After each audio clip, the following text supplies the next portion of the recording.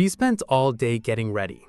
The hair, the dress, the photos in front of the decorated garage with her family all around her. Her mom running back and forth making sure everything was just right. That was May 2nd, 2026. Danielle had just turned 18 2 weeks before. This was her night, and it was perfect. Right up until the moment her mother was shot at the front door of that yellow house trying to keep strangers out. Danielle was still inside dancing when it happened.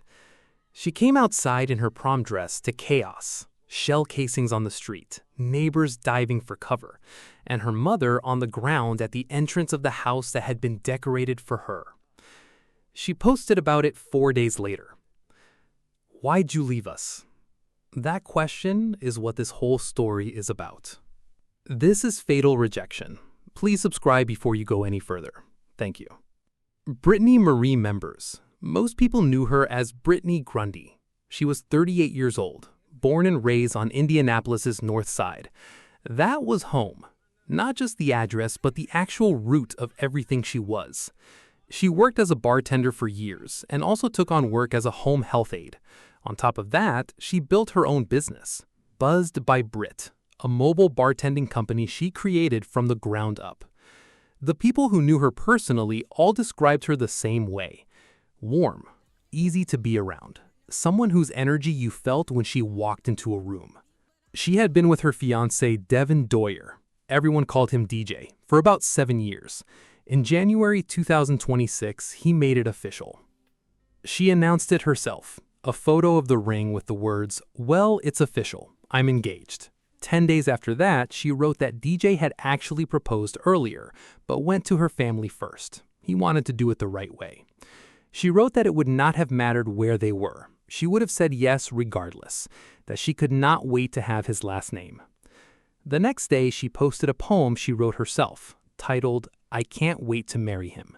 She wrote about standing at the altar knowing she was home, about promising her whole heart, about how every version of her future looked better the moment he was in it. That was the life Britney was building, a wedding she was counting down to, a business she was running, children she was raising, and one thing she had been focused on for months, her daughter's prom. Danielle turned 18 on April 16th, 2026. She posted about watching Danielle grow into the person she had become, called it one of the greatest blessings of her life, said her daughter brought joy, love, and light into her world every single day. Closed with, "I love you more than words could ever express. Happy birthday, baby girl." 16 days after that birthday, Danielle was getting ready for prom. Now, you have to understand something. Prom night is a production, especially when you have a mother like Britney. The dress had to be right, the hair had to be right, the send-off had to be right. Britney did not do halfway. She and her sister Holly Quinn co-hosted the prom send-off together. Their children were both going out that evening, Danielle and Holly's son. They rented a house for the occasion, a short-term rental on the 4000 block of North Park Avenue on Indianapolis's near North Side, a distinctive yellow house close to the corner of 40th Street and North College Avenue. Danielle was 18 years old on the biggest night of her senior year, and her mom was right there with her. Before we get to what happened that night, you need to understand something about the weight Britney carried simply because of her last name.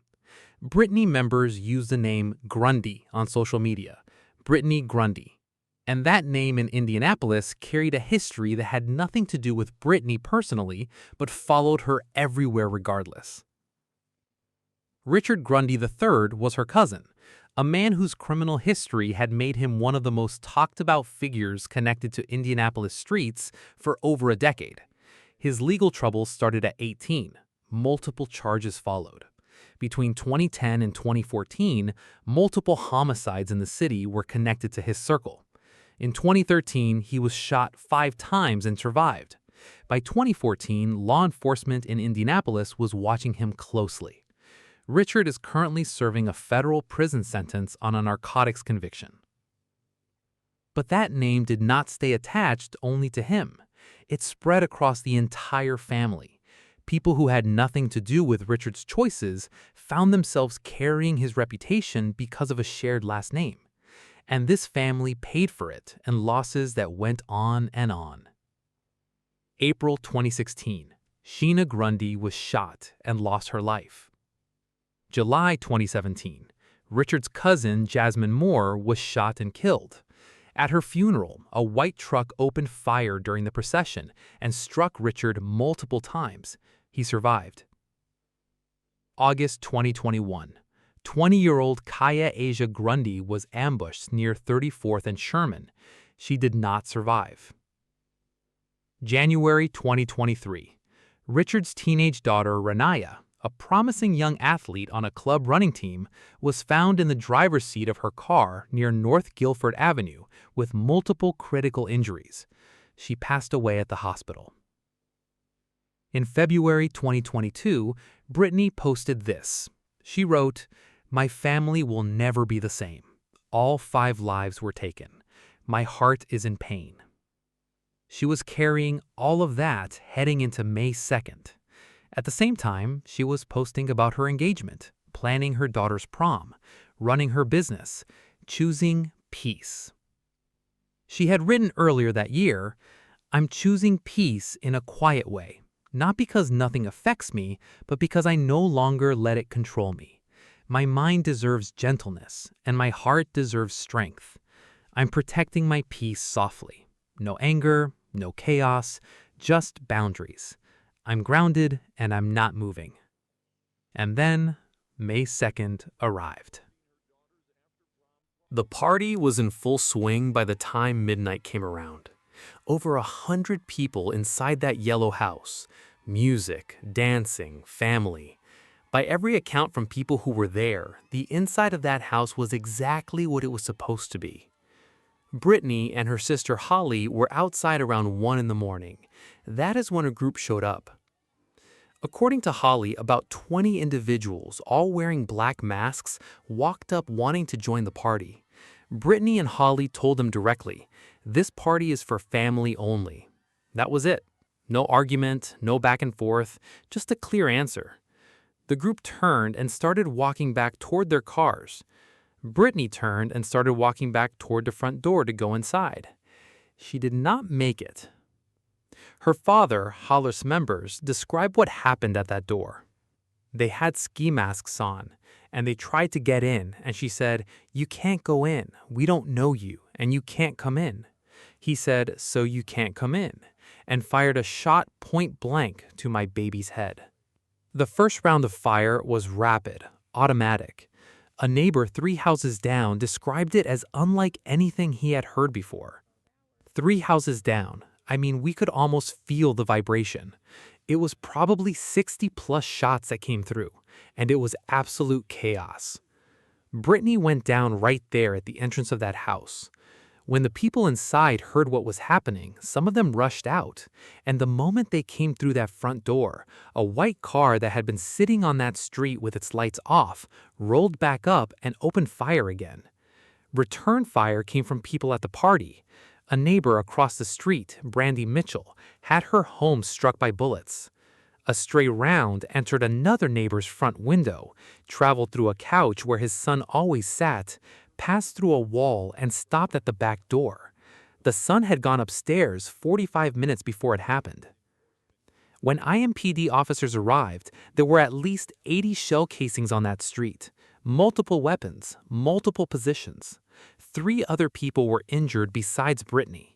2 males made their own way to Methodist Hospital. A third was hurt trying to get away. Britney was taken to a local hospital by ambulance.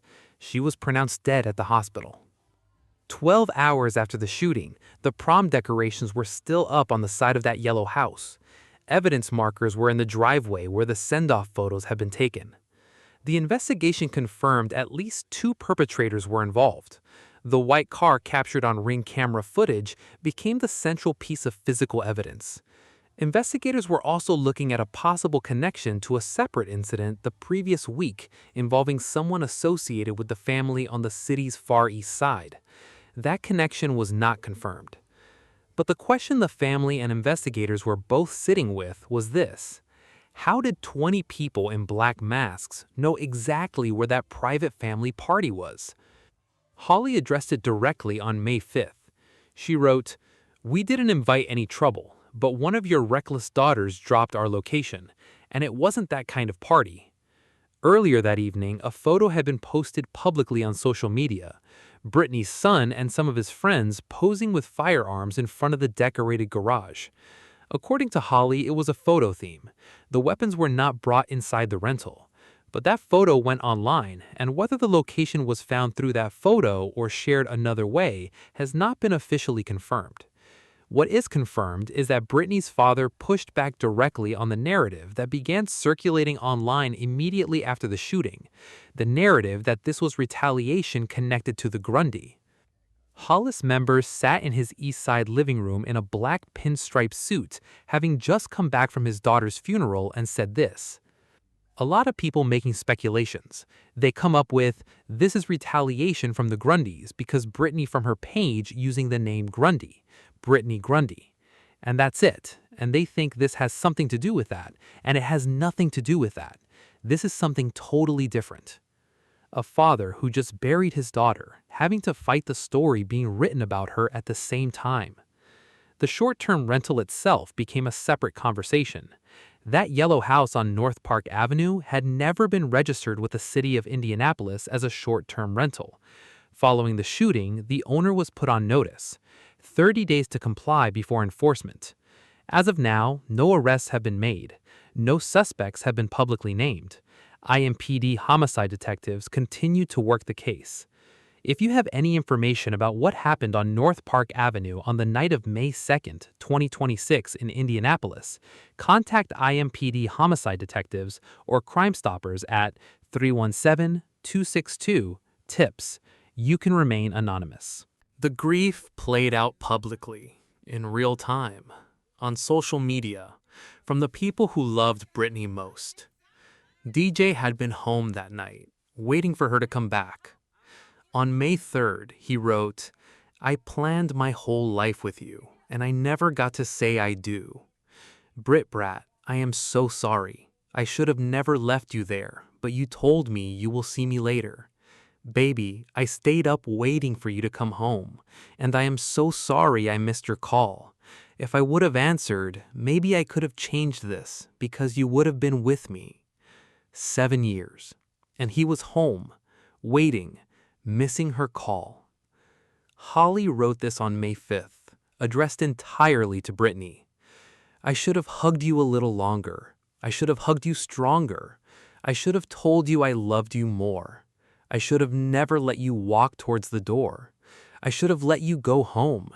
Then I wouldn't be alone. I should have never left you on the floor. I should have protected you more. I would have did all of this if I knew it would have been that.